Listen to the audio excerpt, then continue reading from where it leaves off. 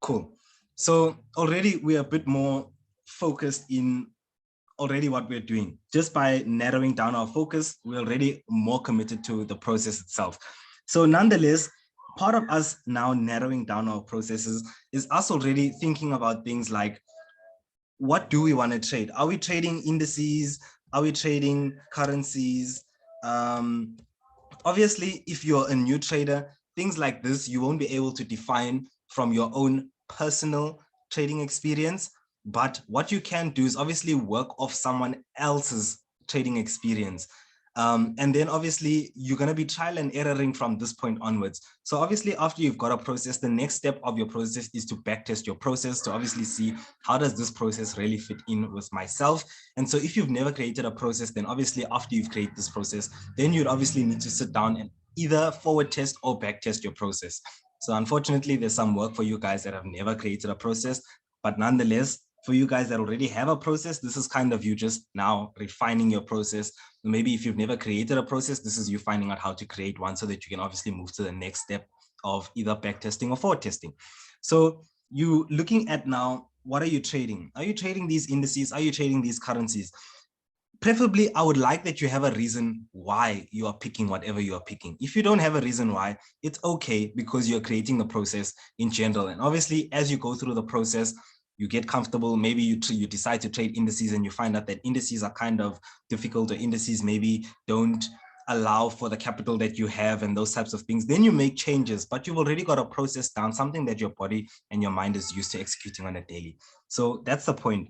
So nonetheless, we also want to kind of go down and narrow the timeframes, things like timeframes that we're looking at and all of those things.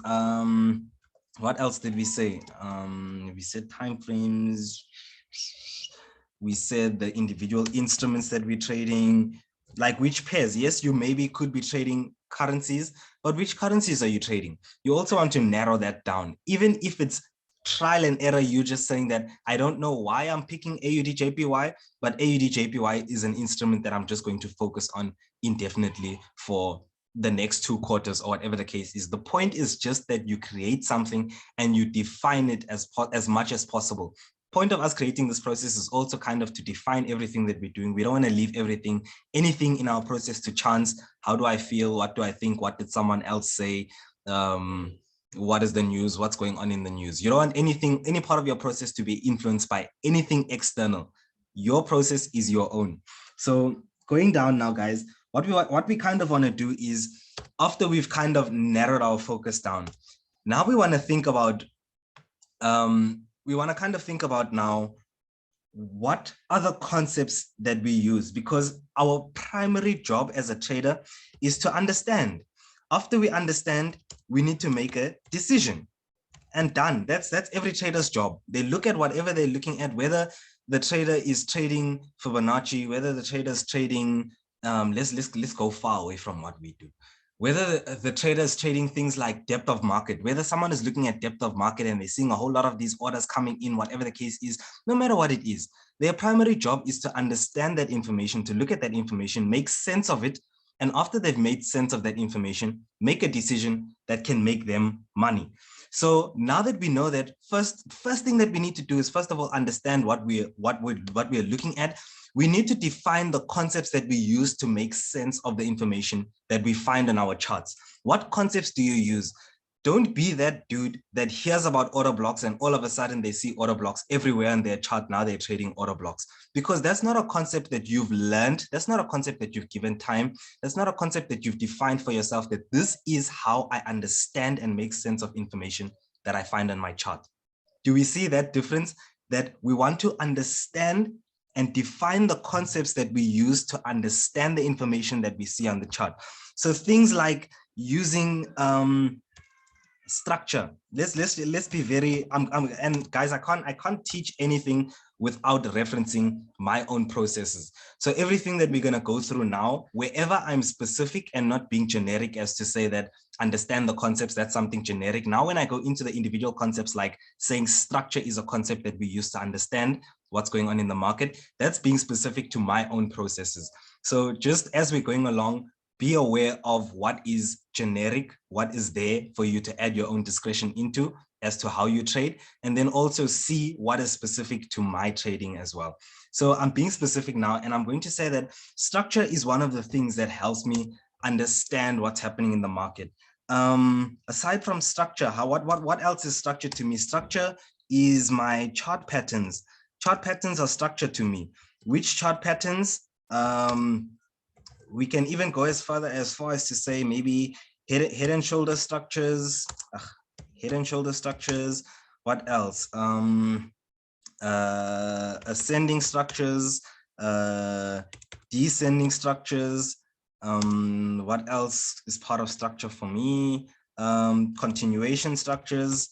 Okay, now I'm being kind of generic. Continuation structures, reversal structures.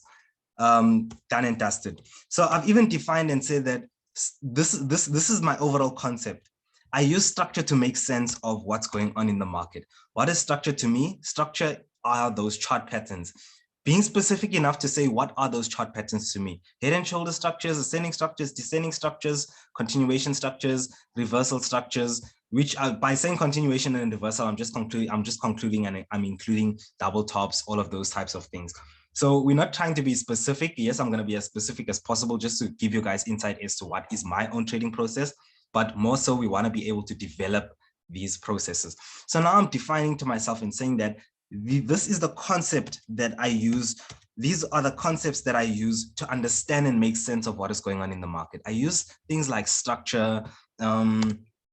Structure is also to me trend lines. Structure is also to me support and resistance.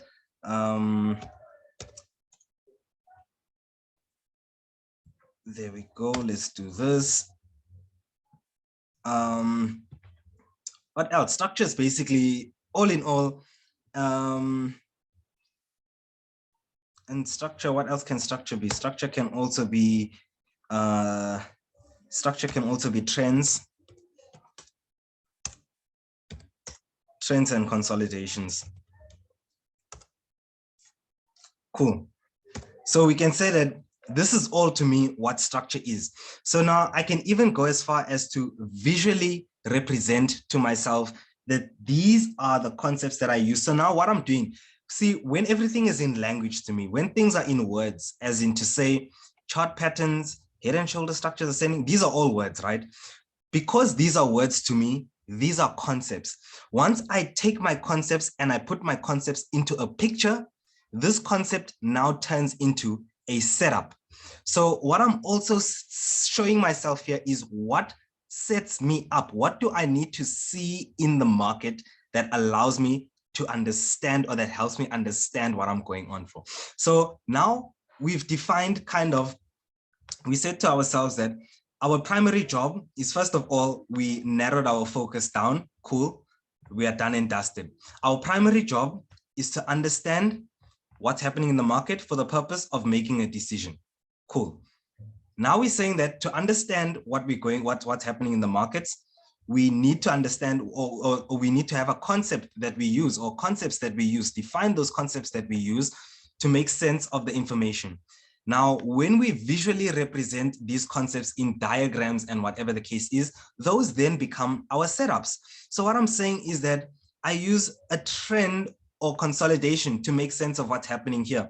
So when I start to draw a trend or consolidation or whatever the case is on my chart, this is now to me become something that I can visually see on a chart that I can make sense of. I can then even go as far as to now ask myself questions like, how can I, because I know that on every chart, this kind of a structure won't look the same on every single pair. But if I define rules and say that all I'm looking for to identify trends and consolidations is just maybe swing highs, swing lows, and that's all I'm working off, just identifying where are the most recent swing highs and where are the most recent swing lows, done and dusted. I've now turned my concept into a setup, into something that I will understand no matter how it looks. Because at the end of the day, we're not worried about the words. We're trying to use the words, the concepts, to understand something that is abstract, something that anyone can call this whatever they want to call this. That's what we're trying to use. We're trying to make the words make sense of something that anyone can call anything. So what makes more sense for the purposes of growth and all of that stuff is not so much to understand the words and what they mean, but is to rather make sense and see, how do I understand what is going on in the market? Yes, the word is going to be helpful for me when it's time for me to communicate what I'm doing to someone else. That's why I need these words like head and shoulder structures, ascending structures, descending structures, so that you can understand what I mean by chart patterns.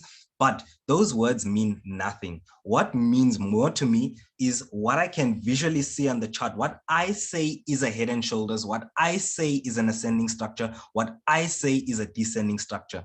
Those things come from my own definitions of these structures. So go as far as now, when you are visually drawing out your concepts and saying, these are the setups now that I use to trade, go as far as to draw them out. Maybe draw yourself a head and shoulder structure. Go as far as to say, what about the nature? I just drew this thing, but what rules can I add to say that no matter what this thing looks like, I will still be able to call this a head and shoulder structure? Maybe you can make a rule like you want to see an uptrend, which is highs, higher lows, and higher highs. After you see an uptrend, the first indication of a head and shoulder structure to you is when you see price coming to the most recent support structure. After you see price coming to the most recent support structure, you're not expecting prices to break and close, first of all, above this high, but you're expecting prices to create for you a lower high. Once you have a criteria like this, now no matter what a head and shoulders looks like, a head and shoulders could look something like this, maybe, or whatever the case is, something very awkward looking. And already, because maybe you've got your criteria, you're looking for nature now. You're not looking for the word or something objective that someone else told you what a head and shoulders is. Now you've defined it so that you can understand the concept that we are teaching you, or the concept that you've learned. That's different now. So now you'll still be able to capitalize on things. Someone will even ask you, how did you see this was a head and shoulders? I'm sure you've questioned yourself and you say that, okay, I've seen this guy analyzing. I didn't even see that there was this structure. How did he see that there was this structure? That's because whoever was looking at that thing has created rules for themselves to say that this is what I call this when I see it on the chart. Doesn't always have to look 100% like this, like the word says it should look, but objectively what I see, I can classify it as a head and shoulders, or a this, or a that. So now turn your concepts. Once you've defined your concepts that you guys are going to be going into, that you guys are learning in the course, and whatever the case is, to understand what you can objectively see. Concepts also involves things like your candlestick confirmation. Those are all things that you make sense of what you see on the chart. As long as you've been taught to understand something from the random information on the chart by a concept and you use it, that's what you're going to define. You're going to say, I use Fibonacci. I use moving averages. I use whatever concept you use to make sense of, because yes, you don't need to look at market structure to define a trend. There's someone out there in the world that defines a trend by looking at a 50-period moving average. And all they need to see is just that the price is below the moving average. And to that defines a trend for someone. You see how you just need to define the concepts that you are going to use to understand the information that you're seeing on the chart. Simple as that. So now that we've defined everything, let's get into the nitty-gritty of us actually now starting to trade. So let's just move this to the side. I don't want to delete it. I just want to kind of just move it out the way so that it's not too much in the way. Let's move this just here. Okay, cool. So now we're coming into now creating a process whereby we're going to say that when we are trading, this is how we are going to trade. So simple enough, let me just check how much time we have left on the session, because guys, if the session does get cut by Zoom, we will start another session because we do need to finish whatever we need to finish about basically creating these processes for next year. So let me see if Zoom is going to tell me how long the session has left.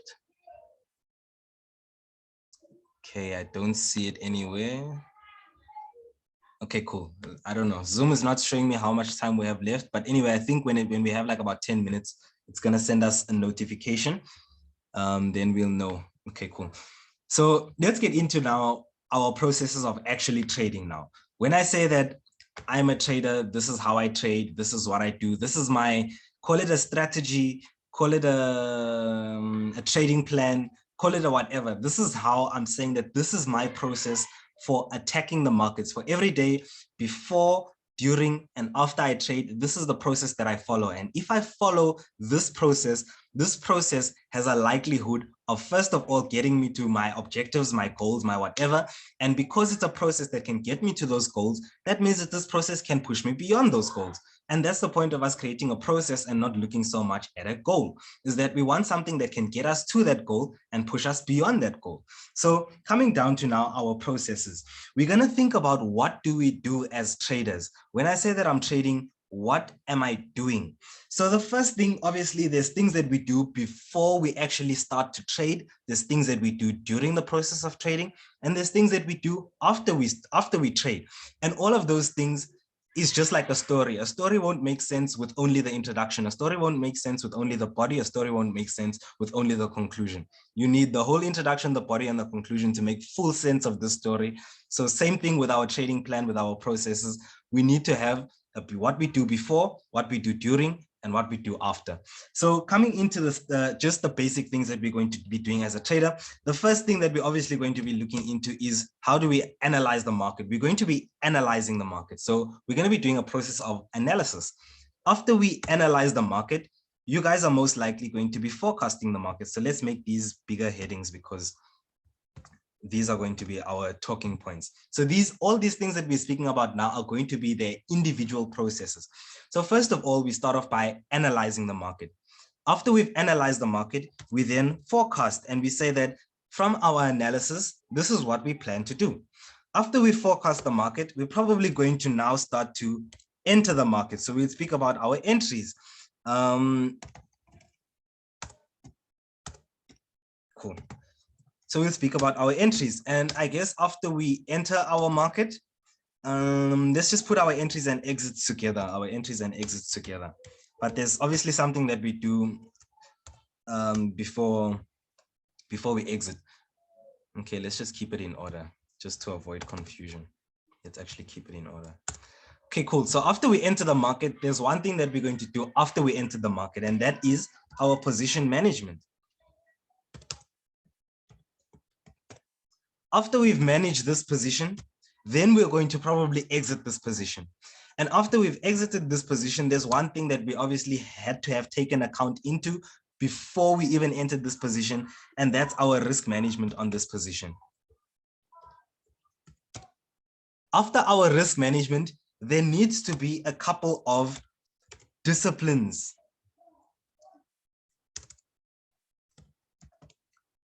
that you hold yourself accountable to as a trader. Now, the reason why I've now added this section of disciplines is because every trader will have different disciplines. Now, I'm going to give you guys obviously an example of some disciplines that you guys can hold yourselves accountable to, obviously referencing my own trading process. So nonetheless, let's get started with now our process of analysis. So we said that the first thing that we're going to be doing is doing analysis. So now what we need to do for ourselves is define what is analysis to us. How do we even start off with analysis? So for our process of analysis, simple enough, what we want to do is we want to do higher time frame analysis. So top-down analysis, whatever you want to call it, higher time frame analysis, top-down analysis, multi-time frame analysis, you call it whatever you want to call it. But nonetheless, what we want to do is, us as traders, we want to take valuable information. We don't want useless nonsense information. So we want high value information, and we want to make a decision based off high value information. Now, obviously, when we learned about, like, for example, our time frames and all of those things, when we learned about time frames, we know that time frames obviously just show us an interval in time. Like, for example, a 1 minute chart, every candlestick takes 1 minute to form. A 10-minute chart, every candlestick takes 10 minutes to form. So all a time frame is showing us is what has the change in price been over a specific period of time.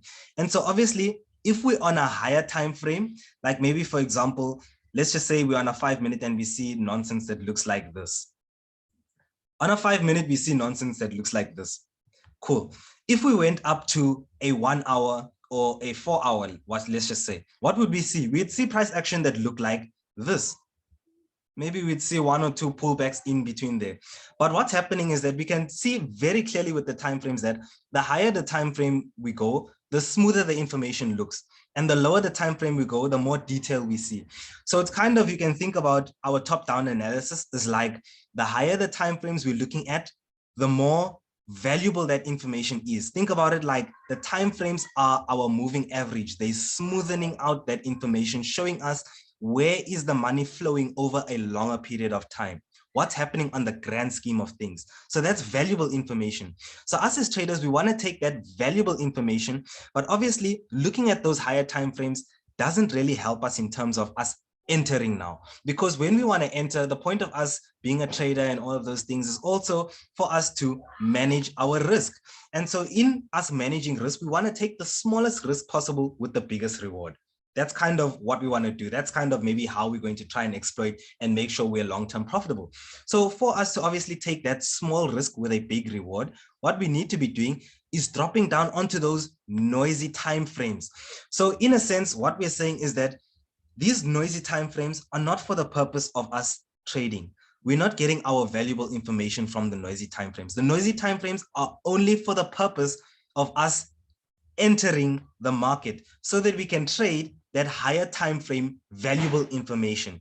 So that's kind of a reasoning as why are we doing our top-down analysis? Why are we choosing to say that we are doing top-down analysis? Is because as a trader, we want to trade valuable information. But to trade that valuable information with the reduced risk, we need the noise to give us accuracy as to this is where we can take that higher time frame trade with the reduced risk and still be able to maximize on obviously maybe that higher time frame move to the downside or to the upside or wherever. So nonetheless, we're going to do top-down analysis. So we're going to say that within our top-down analysis, we need 3 different time frames to be able to get information to make a solid decision. So we're going to say we need a high time frame, we need a middle time frame, and we need a low time frame. So all of these timeframes are going to give us one piece of information, obviously, that we need to conclude and say, this is how we're going to trade and this is how we're going to make our decision. So from our higher time frame, we're going to say that from our higher time frame, the only piece of information that we need from a higher time frame is which direction are we going to be trading. So the only thing we need from our higher time frame is a directional bias to say that this is the direction that the highest time frame is giving me an opportunity to trade. Now, from our middle time frame, we're going to now say that the only information that we're going to require from our middle time frame is a point of interest. So after we've said that our higher time frame has shown us maybe that we're looking to sell for whatever reason, now where do we jump into that sell? That is the function of our middle time frame. So we're saying now we're giving each time frame a specific function so that we're never ever going to be all over the place now on the 4-hour looking for candlestick confirmation, because now we're saying that this is the specific function of each time frame. So on our lower time frame is obviously now when we get to cracking and we look for our entry criteria.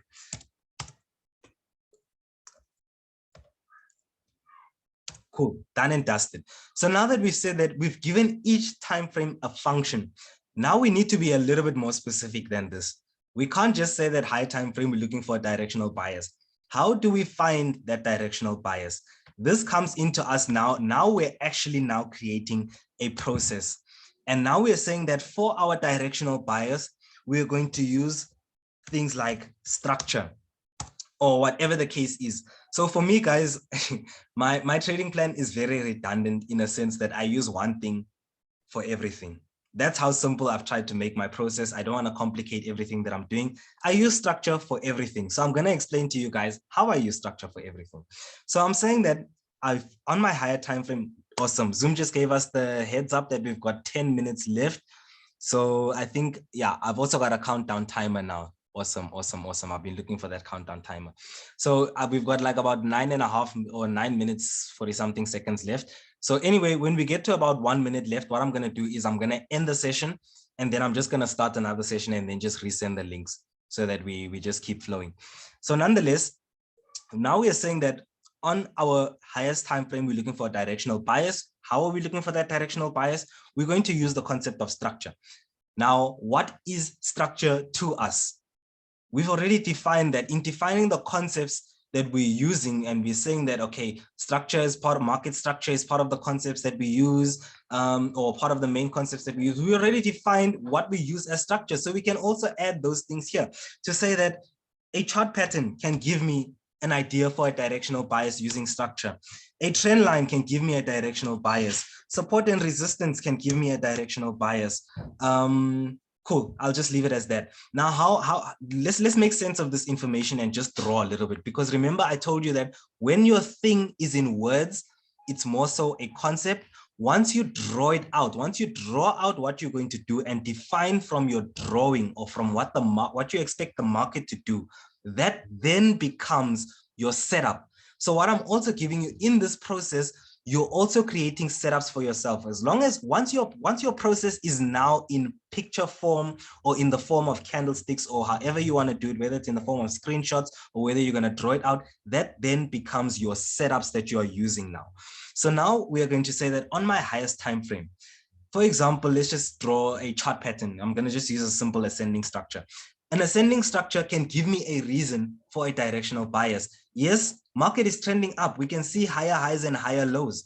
But obviously, now that I can isolate an ascending structure, there is reason that from a daily perspective or whatever time frame this higher time frame is, there is reason why I can have a sell biased directional bias. And that's the point of us saying that this is the concept that we use to define how we find a directional bias, because market is always giving people opportunities to trade on both sides of both sides of the coin. You'd find that there's someone is looking for a break and a retest here. Little do they know, for us that are trading and understand the structure, maybe for us, what the structure means is a loss of momentum as prices are moving to the upside. And because there's a loss of momentum, we're expecting the next momentum to come to the downside. But someone that's maybe, for example, in this case, looking for trend continuation, their trade is not going to work. Maybe not because obviously statistics, probability. So someone that's trend following, whatever the case is, there's times where markets are not going to give them trading opportunities. And there's times where markets are going to give them such big trading opportunities. Obviously here they were following a trend, they got stopped out, whatever the case is, they're still following this trend to the downside, and here they're coining it big. So either way, no matter what system you're trading, statistics are going to be the same. Market is going to give you an opportunity to trade what you're trading. Market is always fair. So nonetheless, we're saying that we're using chart patterns, even a trend line. If we had that ascending structure, we had a resistance trend line, or maybe we can even draw, oh my God, I deleted the whole thing. Let me just do this. Okay, cool. We could even use, I don't know, what else can we use? What else has a trend line? A descending structure, an expanding structure. Yeah, let's draw an expanding structure. An expanding structure has a trend line. You can draw a trend line here. And even this trend line can give you a reason to have a bullish bias from a higher time frame, because you're using the trend line to say that off this trend line, support trend line is a level of support. And support to me means I should be looking for buying opportunities. So nonetheless, on your highest time frame, you've defined and said for yourself, I'm using structure to find a directional bias. This is what structure is to me. So structure is no longer what I'm not trading. Never will I ever use a, what's this thing called? A moving average to determine structure or a trend or whatever the case is, because it's not within my process. I have not defined that for myself as something that I'm going to use. So also this will help us to stick to what we're doing. Nonetheless, on our middle time frame, we're going to say for ourselves now we're defining further. Now, how do we find a point of interest? I'm also going to further say that to find my point of interest, simple enough, what I use is my structure. So what I mean by this is that on my lowest time frame, on my middle time frame, let's draw it out so that we understand what we're talking about. Higher time frame, we had an ascending structure, whatever the case is. We were at this. Nonetheless, we had a whole lot of reasons why we want to sell. We determined that, okay, cool, we want to sell this market. Now we went down onto our middle time frame, and maybe on our middle time frame within this zone, what we observed is, let's just say, a head and shoulder structure. So what this potential head and shoulder structure is now helping me find points of interest. So this head and shoulder structure to me already has 2 points of interest, which is either my right shoulder or my break and my retest of the neckline. So already I've got 2 points of interest to say, if I want to sell this market, I can maybe even also maybe want to sell at the high of this structure, because I'm not expecting price to want to give me a higher high. I'm expecting price to fail to want to break this high if this is a reversal structure. So nonetheless, I am saying to myself, my directional bias is to the downside from a higher time frame. Now, because I want to sell, what makes sense to me to sell from? Resistance. Where are the resistance areas that I can see? Those resistance areas are point of interest. I have resistance up here. I have resistance here, previous resistance that was broken above, broken back below, price can retest. That is resistance. I have resistance after price breaks the support and then turns it into resistance. That's all I've done from my middle time frame. I've just found points of interest that if I want to sell this market with this higher time frame directional bias, where can I do that? That's all the middle time frame has done for me. And what I've done further is to say that how I find those points of interest is using chart patterns. Chart patterns, like we just made an example with the head and shoulders, can give me a point of interest. If I see a trend line on my 4-hour time frame, on my middle time frame, that can give me a point of interest to say when price gets to this resistance trend line, this is a point of interest where I will then drop down onto my lower time frames to look for candlestick confirmation. Support and resistance. If I've got my resistance up there, that then becomes a point of interest to say that when price gets here on my middle time frame, this is where I'm going to look for my lower time frame entry criteria. Nonetheless, we've defined and said that this is what we're doing on our middle time frame. Now dropping down onto that lower time frame, which is our entry criteria time frame, we obviously now need to define our entry criteria. Simple enough for me, entry criteria is only 2 things: chart patterns and candlestick confirmation. Done. So in terms of chart patterns, I will then obviously define which chart patterns I'm trading. If I'm saying that to me on my lowest time frame, an ascending structure is a chart pattern that I'm going to look for, which means that if daily time frame, maybe we're at resistance, we want to sell. Middle time frame, we see this ascending structure coming towards this resistance.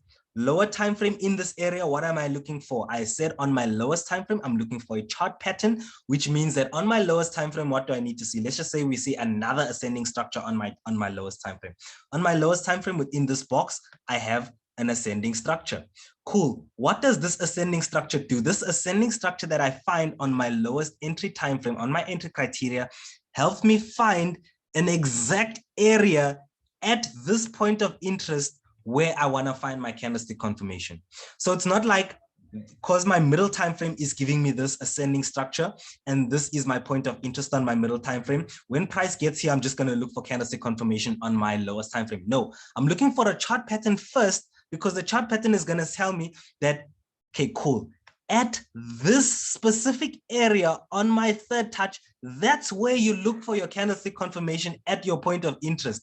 If you don't find candlestick confirmation there, this smaller structure is going to tell you that maybe at the break and the retest, this is another specific area on your entry time frame where you look for candlestick confirmation. So now I'm not generally just looking for a bearish engulfing because this is my point of interest. My entry time frame is also refining my entry, giving me a better stop loss, and then also obviously doing the things to be done. We have 1 minute left, guys. Let me just end the session, start another session. We'll continue from here.